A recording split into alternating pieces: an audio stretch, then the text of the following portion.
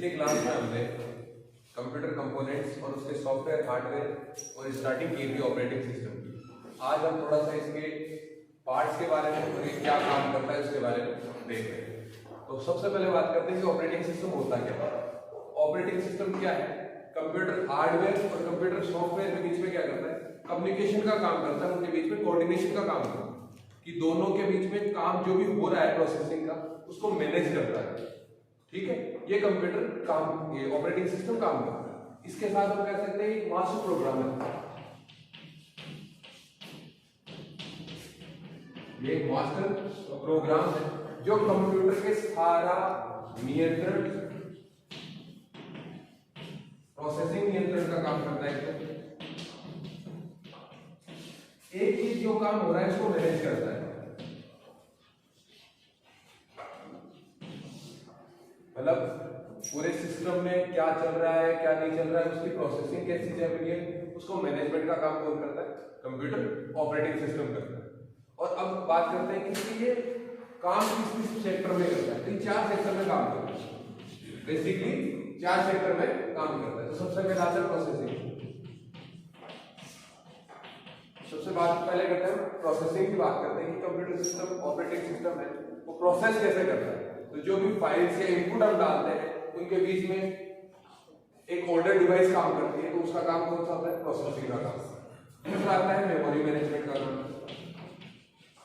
Memory management या प्रबंधन का काम कहते हैं। तो मेमोरी मैनेजमेंट का काम में क्या करता है? हम जब भी सिस्टम की जो मेमोरी होती है, जो सेकेंडरी मेमोरी होती है जिसे हम हार्ड ड्राइव के रूप में यूज करते हैं, उसका डिवाइडेशन किस तरीके से किया जाएगा उसका काम भी कौन देखता है? ऑपरेटिंग सिस्टम देखता है। हम देखते हैं कि माई कंप्यूटर एक सिस्टम है हमारा, उसमें ड्राइव्स बनते हैं। हम हमारे अकॉर्डिंग उस ड्राइव को क्या कर सकते हैं? डिफाइन कर सकते हैं, चेंज कर सकते हैं। जैसे कि सी ड्राइव हो गया, डी ड्राइव हो गया, ई ड्राइव हो गया, एफ ड्राइव हो गया। हम चाहें तो दो ड्राइव में भी इसको कंक्लूड कर सकते हैं और हम चाहें तो इसकी मेमोरी को अलग अलग डिवाइडेशन होती है। फिर नेक्स्ट आता है इसका फाइल मैनेजमेंट का काम। तो आप देखते हो कंप्यूटर में अलग अलग फाइल्स अलग अलग सिस्टम पे डिफाइन होती है। डाउनलोड फाइल कहाँ मिलेंगी? डाउनलोड वाले फोल्डर में मिलेंगे। डॉक्यूमेंट्स कहाँ मिल जाएंगे आपको? डायरेक्ट डॉक्यूमेंट के स्पेस में मिल जाएंगे। जब भी आप विंडो का एक डायलॉग बॉक्स ओपन करते हो तो वो साइड में ऑप्शंस आते हैं, डाउनलोड, डेस्कटॉप, इस तरीके से। तो वो फाइल्स के क्या है? वो ऑप्शंस है। ठीक है। लास्ट है इनपुट आउटपुट मैनेजमेंट का काम।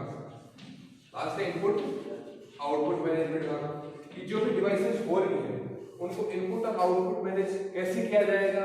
आपने जो डाटा इनपुट दिया है उसे कंप्यूटर के इनपुट पार्ट किसमें कन्वर्ट करते हैं? कंप्यूटर की लैंग्वेज में।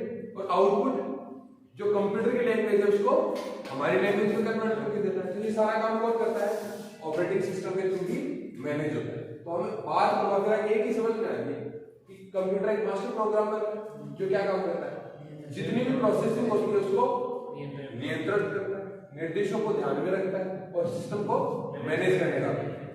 छोटी सी परिभाषा तो इतनी, इसको हम दो लाइनों में डिफाइन कर सकते हैं ऑपरेटिंग सिस्टम। बाकी बहुत बड़ी डिवाइस है, इसको डिफाइन करना इतना इजी नहीं होता। आपके सिलेबस में इतना ज्यादा है नहीं, इसलिए हम इसको ज्यादा डीप नहीं पढ़ रहे। वरना डीप पढ़ाई करें तो शायद एक क्लास में या एक चैप्टर को इस तरह से मैनेज करना मुश्किल हो सकता है।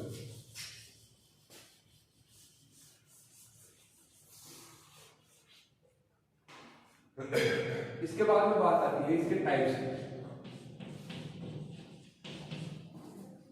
ऑपरेटिंग सिस्टम कितने टाइप का है? तो हमने स्टार्ट किया था कि हम पहली पीढ़ी में क्या जो पढ़ रहे थे उसके बारे में हम डिफाइन कर रहे थे कि पहली पीढ़ी जब 1940 या 42 की बात कर रहे थे तो उस टाइम कौन से ऑपरेटिंग सिस्टम यूज किए जाते थे? उस टाइम कौन से यूज किए जाते थे? बैच प्रोसेसिंग यूज की।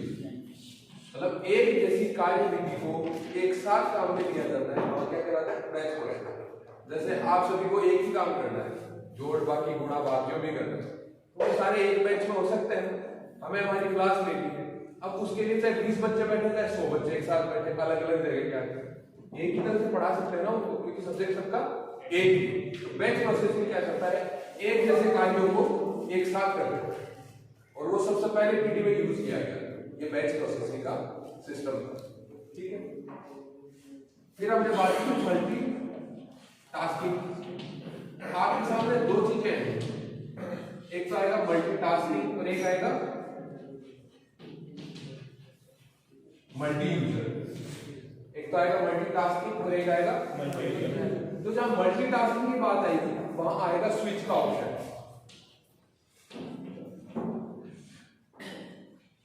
आप एक विंडो से दूसरी विंडो में, एक प्रोसेसिंग प्लान से दूसरे प्रोसेसिंग में इजीली स्विच कर पाते हैं। मतलब सीधी भाषा, हमारी भाषा में कहें तो एक साथ जब एक से ज्यादा काम कर रहे हैं वो क्या कहलाते हैं, मल्टीटास्किंग हो जाते हैं। एक ही डिवाइस पे एक से ज्यादा काम कर रहे हैं वो क्या कहलाती है, मल्टीटास्किंग। हमने प्रिंट का ऑप्शन भी देख लिया और दूसरी तरफ वर्ड में हम टाइप भी कर रहे हैं, तो वो कौन सा है, मल्टीटास्किंग है। हमने प्रिंट देके स्विच कर लिया वर्ड। फिर आती है मल्टी यूजर्स की बात। एक ही डिवाइस पे जब एक से ज्यादा लोग काम कर रहे हो वो कहां हो जाता है, मल्टी यूजर्स। इसका उदाहरण की बात की जाए तो इसका डॉस का उदाहरण में दिखवाया हुआ है, ठीक है। ऑपरेटिंग सिस्टम का नाम डॉस था। दो हो गए, इसके बाद हम आगे बढ़ते हैं। एक था टाइम शेयरिंग और एक था रियल टाइम। आप अपने हिसाब से लिखते जाना, मैंने वैसे नहीं लिखवाया। पहला है मतलब तीसरा जो आप करो, एक तो है टाइम शेयरिंग और एक है रियल टाइम। टाइम शेयरिंग में क्या किया जाता है, टाइम अलॉट किया जाता है। किसी भी विंडो को वो काम करने के लिए क्या किया जाता है, टाइम अलॉट किया जाता है। उस अलॉटेड टाइम को हम अलग टेक्निकल लैंग्वेज में कहते हैं टाइम स्लाइस या क्वांटम। क्या कहते हैं उसको, टाइम स्लाइस या क्वांटम। उसी दौरान वो काम हो जाता है तो अच्छी बात है, वरना उस काम में क्या आने लग जाती है, एरर्स आ जाती है। इसके बाद में मैंने आपको एक चीज लिखवाई थी, स्वैपिंग। क्या लिखवाई थी, क्या होती है भाई स्वैपिंग? स्वैपिंग लिखवाई ना मैंने, क्या होती है स्वैपिंग?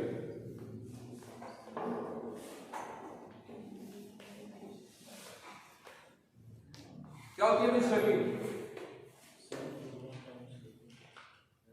क्या होता है?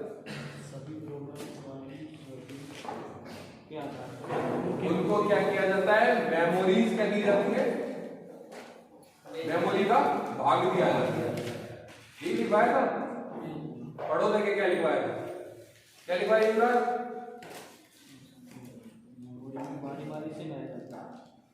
एक काम आपने दे दिया, कंप्यूटर को आप क्या दे देते हो, एक साथ कई टास्क दे देते हो। तो पहले नंबर की टास्क जब कंप्लीट होगी ना, वो मेमोरी में पहले जाएगी, वो कंप्लीट होगी, उसके बाद दूसरी टास्क जाएगी, तीसरी टास्क जाएगी। इसी को क्या कहते हैं, स्वैपिंग कहते हैं। क्या कहते हैं, स्वैपिंग। अब आप देखो रियल टाइम में आ गए, ये दूसरा ऑपरेटिंग सिस्टम। रियल टाइम में क्या किया जाता है, रियल टाइम में क्या किया जाता है, इसमें स्टेप बाय स्टेप, जैसे इसमें स्वैपिंग होती है उसी तरह इसमें जब तक एक काम नहीं होता, पहला चरण पूर्ण नहीं होगा, तब तक दूसरा चरण उसमें काम नहीं है।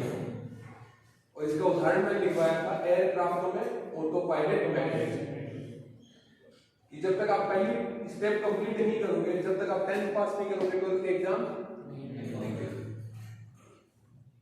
ठीक है। उसी तरह ये रियल टाइम काम करता है। तो कितने प्रकार पढ़ लिया हमने, पहला बैच, दूसरा मल्टीटास्किंग, तीसरा मल्टी यूजर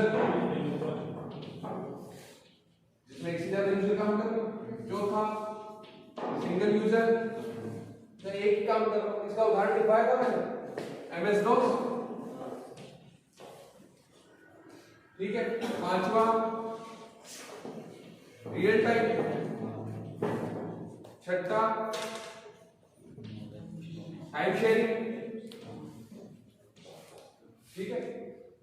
अब और कुछ बचा है, वो बचा है GUI, ग्राफिकल यूजर इंटरफेस। फिर हम पढ़ेंगे ग्राफिकल यूजर इंटरफेस में सिंगल यूजर इंटरफेस और मल्टी यूजर इंटरफेस। इसके बारे में हम नेक्स्ट क्लास में पढ़ेंगे, ठीक है, तो आप इस वीडियो को लाइक शेयर सब्सक्राइब कीजिए और ना समझ में आए तो उसके बारे में अपना कमेंट जरूर कमेंट बॉक्स में छोड़िए। Thank you.